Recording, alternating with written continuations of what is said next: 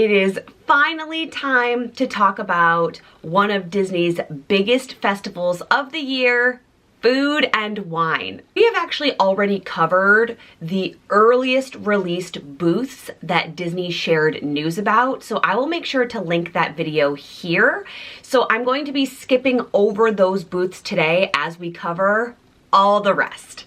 As I mentioned in that video, for 2022, Food and Wine started on July 14th, which means that it's going on right now. It's running through November 19th and is one of Disney's longest festivals, which is what makes it so spectacular and exciting because so many different guests get to experience Food and Wine. To see what's to come in this festival and coverage of it, since we will get to be there twice this year, please make sure that you are subscribed. If you want all of the Food and Wine info and what we will be eating, live coverage of what goes into our mouths, please like this video and let me know in the comments below. The twist for today's video is that I will be sharing what booths are open and their menus, but I'm also going to talk about what bites do I think are worth it in terms of weight loss surgery and bariatric tummies.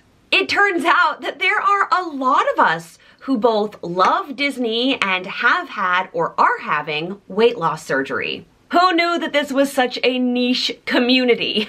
So my bariatric friends, this video is for you. But if you are not a weight loss surgery patient, maybe you could reframe this as what is worth your dollars? What items or new things in each booth are going to be worth trying? So you could also think of this as a Chelsea curated menu video. So if you and I have similar tastes and you've seen any of the what I eat in a day, especially the what I eat in a day at Disney, then this might be a good list for you to put together if you get to go to Food and Wine this year too. I'm assuming if you are here, it's because you know how Disney festivals work, but let me do a quick explanation just in case you're new. Also, hi, I'm Chelsea, welcome. At several different times of the year, Disney offers festivals at Epcot. These are little booths that are sprinkled or dotted around World Showcase, and they're outdoor kitchens. It does not cost extra to attend a festival. However, all of the food is not included. Neither is the wine, unfortunately. Although, wouldn't that be an amazing VIP access pass where you could just do an all-inclusive? I would love to know how much that would cost. This is going to be our third or even fourth pilgrimage to Food and Wine. We did get to go last year, so I'll be doing some comparisons and popping some clips in of our experience with the 2021 version as well. Let's get into the booths. I'm going to pop a picture of the map of Food and Wine up here. I am not going in a specific order. I'm pretty sure the order I'm going in is actually alphabetical because that's how my brain works in case there are specific booths you want to attend. Let's start with the Alps. So I love this booth because it's basically all about cheese. Every single food menu item features cheese. The downside is that it's Swiss cheese, and I get it. Right? The booth is called the Alps. I understand that we're in Switzerland and that it's Swiss cheese. It's just not my favorite kind. They do have a new menu item, and this is going to be on my list. You'll probably hear me say that a lot, but honestly, this video is for you, but it's also a list for me so that when we go, I know what it is I want to eat. The item that I am interested in this year is new to the Alps. It is a warm raclette Swiss cheese with Riesling poached pears, red wine braised figs, candied pecans, honey, and cranberry toast. To me, this essentially sounds like a delicious salad, but without the lettuce. Does that make sense to anyone else? Their other two Swiss cheese dishes are returns from last year. I didn't try either, so I can't give you feedback on them. But If they're returning, it meant that they did well and were popular. There is also a frozen rosé at the Alps booth that I'm sure my husband, Mark, will enjoy. Unfortunately, after weight loss surgery, frosé became too sweet for my tummy. Womp womp. There's a wine flight here that I have not had. However, I can't see the specific types of wine, so I'll need to be there to know if it's something that I want.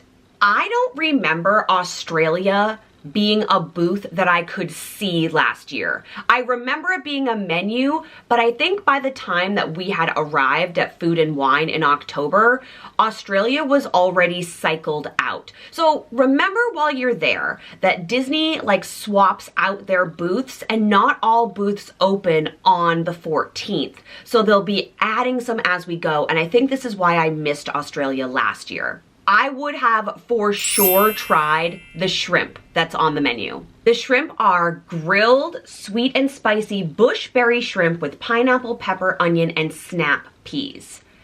I cannot attest to any of the menu items in Australia being worth the bites. However, there is a lamington cake on the menu, and strangely enough, Callie and I have actually made lamingtons during one of our like COVID cultural dish type of situations. She had these matching cards from all around the world with different food items, and I asked her which one she wanted to make, and it was lamingtons, which are like a little chocolate raspberry coconutty cake. So I definitely want to bite this. I probably can't eat the whole thing, but I want to see if I did it right when we made ours. If you are not into sugar or desserts, definitely skip over this. If you are fresh out of surgery, I would say avoid extra sugars at all cost.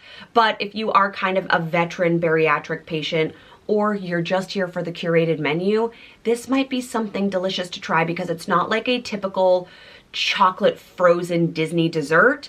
This one I think is layered and has multiple flavors in it. Belgium has the same offerings as last year. If you are really into Belgian waffles, I would definitely recommend stopping here.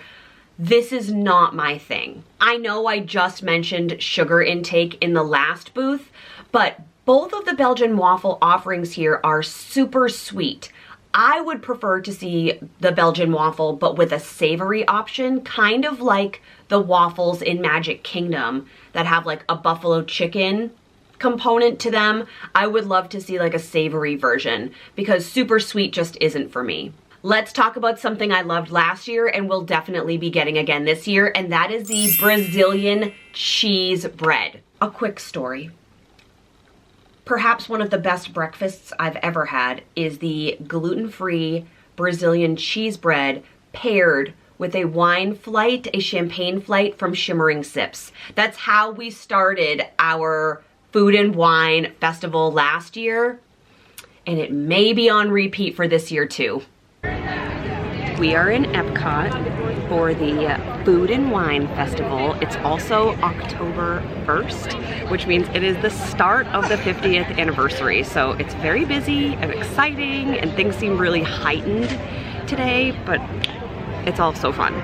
So we stopped to get two of the things that were on our list.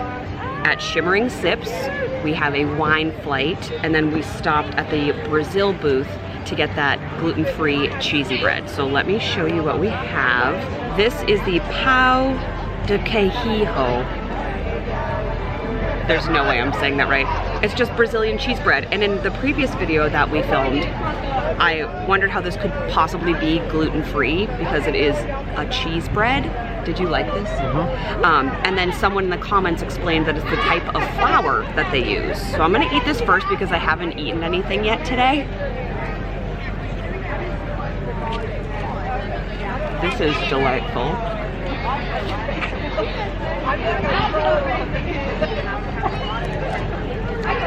It's like warm and cheesy inside.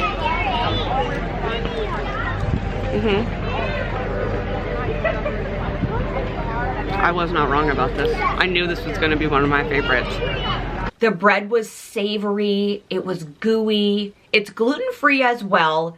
It's just delicious.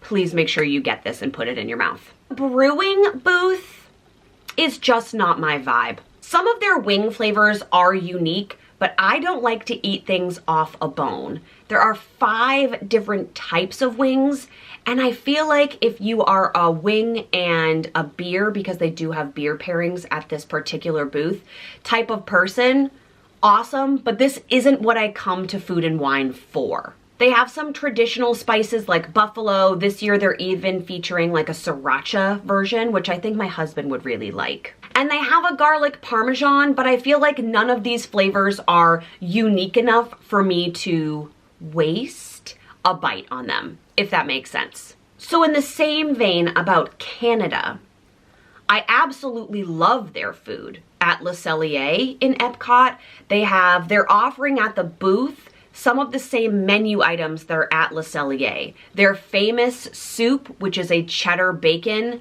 so good, maybe too hot to eat in July and August in Florida. And their main dish is a filet, and I tend to love a filet, especially post-surgery. It's really easy to digest, but it's heavy, and I want to be able to sample lots of things. So I think if you are interested in these menu items, a better option is to book yourself into Le Cellier and enjoy their gorgeous dining atmosphere and their incredible wine list rather than the booth outside. So here's the thing with China. The Mongolian bao bun is being touted as new, but I 100% know that I ate this last year. And it was drier than I wanted it to be. Like, I wanted there to be a saucier middle rather than just the deliciousness that is the bao bun. If you wanted to try this, I would say split it with someone so that you don't fill up on carbs. But I think I'm going to skip it this year because there's a bao I really want to try in a different booth. Coastal Eats is a seafood booth. Is it cliche to leave a coastal town, fly to Orlando, and then eat seafood?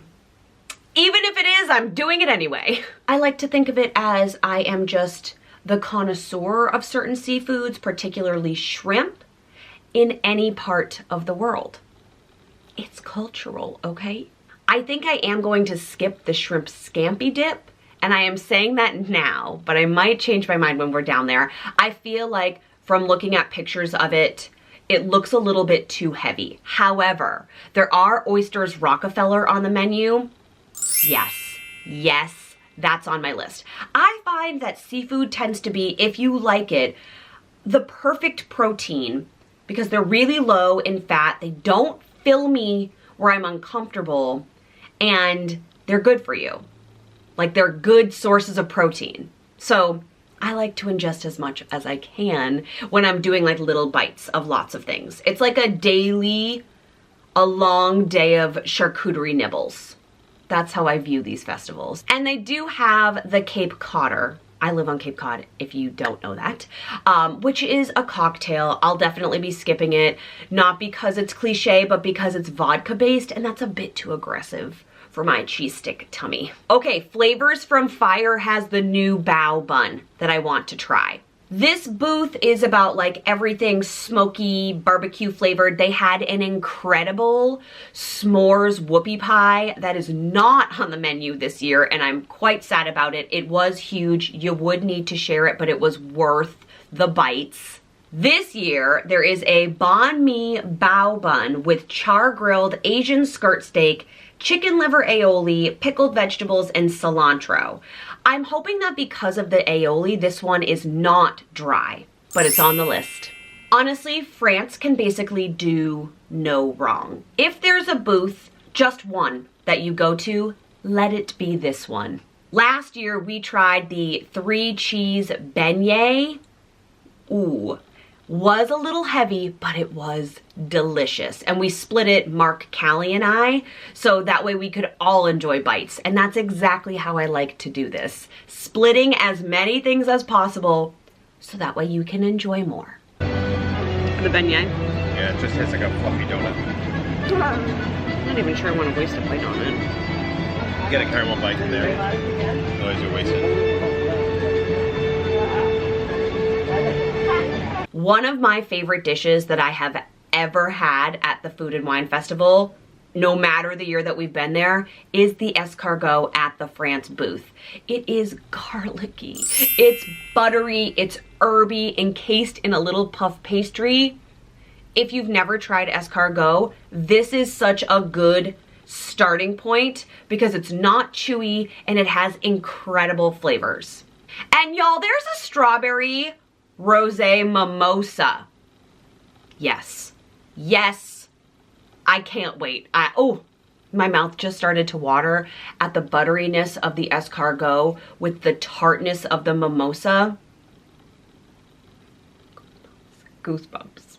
There is a brand spanking new booth this year that Disney released information about recently called the Fry Basket. Don't hate me, but I'm not a French fry person. Are we still friends? Though they are featuring a fry flight, this is a genius idea. And I love the combination of flavors for the fly. That's so hard to say. I love the combination of the flavors of a fry flight. Let me share them with you so you can decide if this is something you might like. I would love like one fry from each, but I don't feel like purchasing the whole thing unless Mark is going to eat most of it.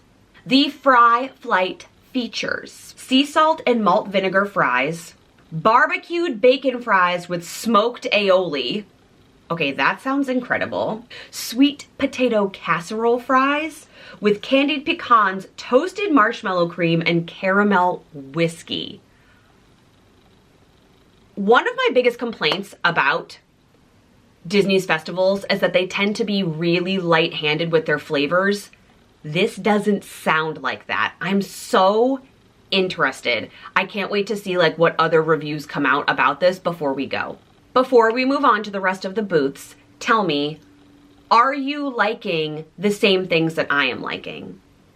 Or are you like, girl, you're sleeping on the Belgian waffles? Let me know in the comments. Germany is just a pass for me.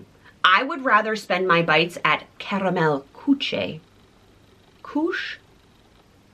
I made a TikTok about this word and was told I was saying it so wrong, but I don't remember how to say it correctly, which is a lovely segue because one of my favorite things to do at the Germany booth is to try to pronounce the words, but I don't necessarily order any of the items on the menu. Last year, Greece was a booth that Disney featured, but they never did a preview of the Grecian menu. So this is the first time that I'm seeing it because it was not a booth when I was there. The griddled cheese with pistachios and honey, one, sounds like something they would eat in Mamma Mia.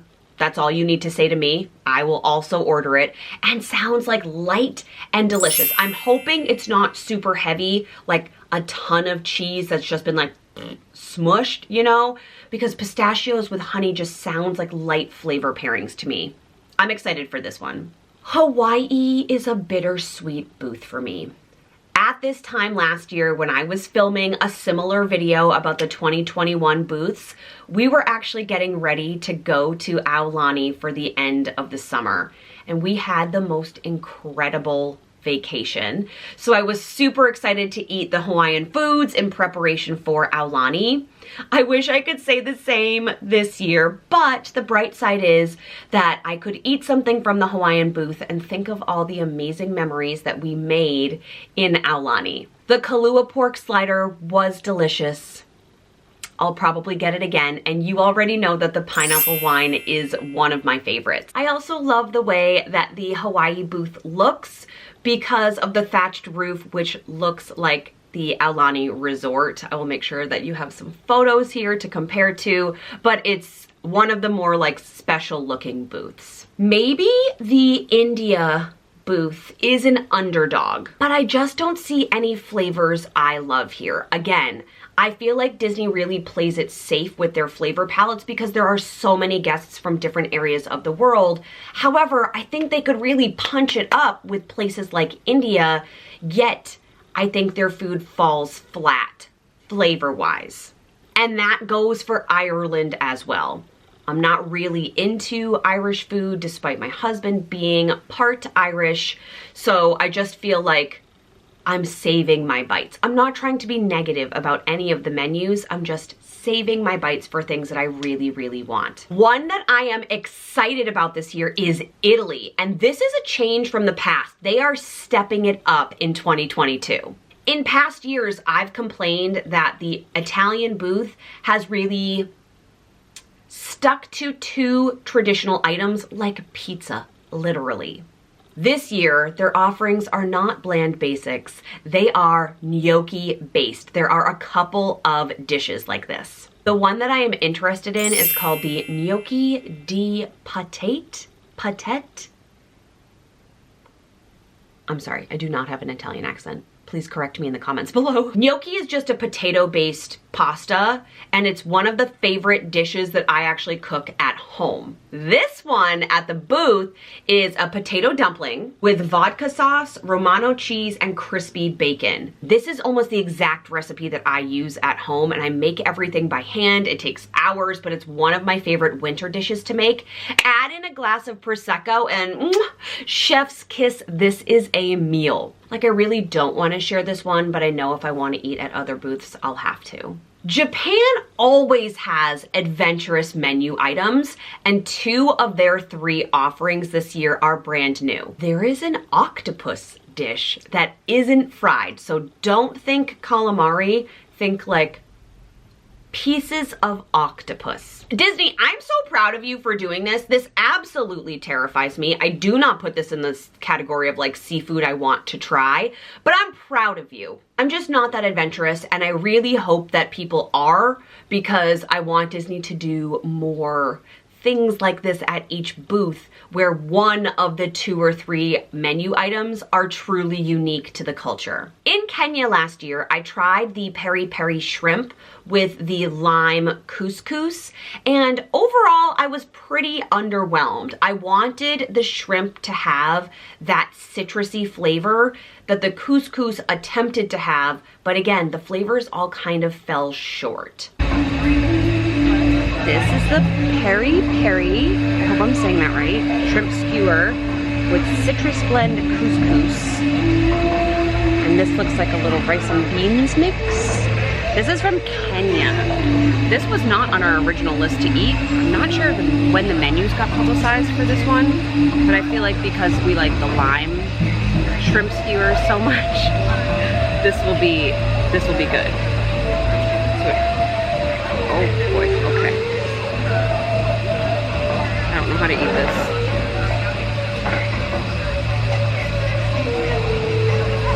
Ooh, that's good. It has like a tandoori spice.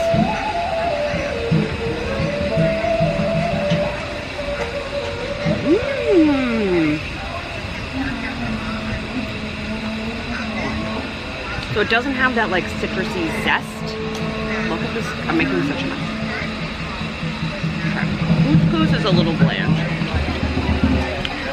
but I didn't buy this dish for the couscous. We bought it for the shrimp, and it's good. It does have a kick to it. I'll probably skip this shrimp in order to fit in other shrimp from around the booths. For Mark's birthday last year, he really wanted to eat at Mac and Eats because he's a total mac and cheese guy. I am not that person, and I 100% underrated the mac and cheese, particularly the cowboy mac and cheese. So we're at Mac and Eats. This is one of our dinners this evening. This is the cowboy mac and cheese. So it has pickled vegetables, burnt ends, and crispy onion straws inside the mac and cheese. This is not something that I would order. This is definitely a Mark Craig order.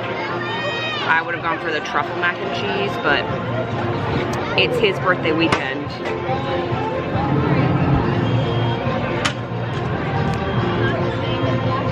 That is amazing. This might be the best mac and cheese I've ever had.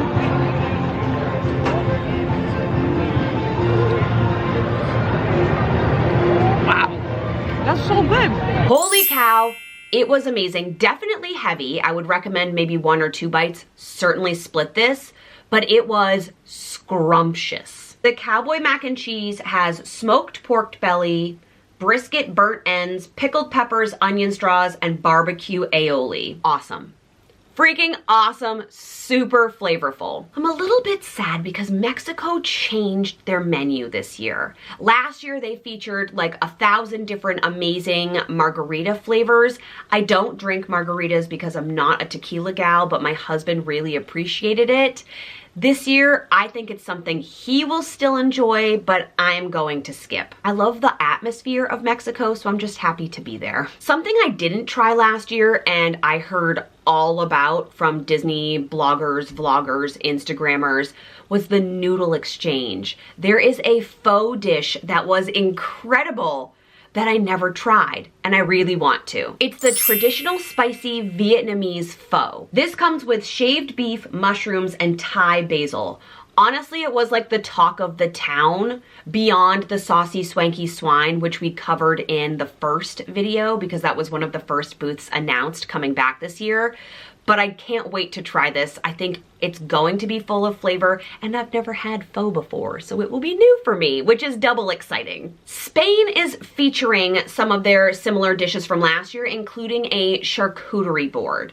I was so pumped for this because I love charcuterie and was incredibly disappointed because it came in a cup.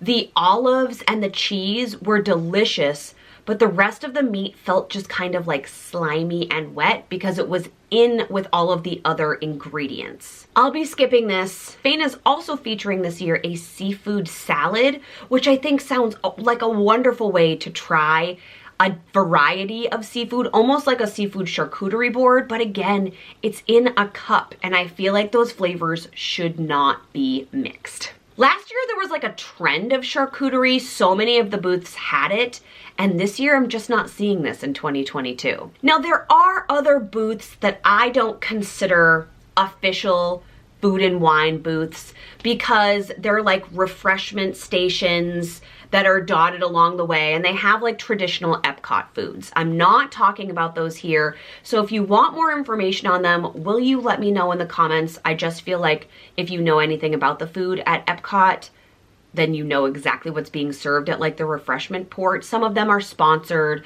by like Borson Cheese has one, but they're just not country-based booths. So I tend to skip over those and save my bites. I hope this was informative for you and that you have a list ready to go of the things you'd like to eat if you get to go to Food and Wine. If you're going this year, will you let me know in the comments below? Maybe we're going at one of the same times and we can like sample things together. Wouldn't that be fun? And if you have suggestions on what you would like for me to film while we're at Food and Wine, please let me know because I love filming those videos. I love you so much. Thank you for being here for the Disney bariatric surgery lifestyle content. I hope you'll subscribe and I hope that you're having a magical week. We will see you next week. I love you. Bye, friends.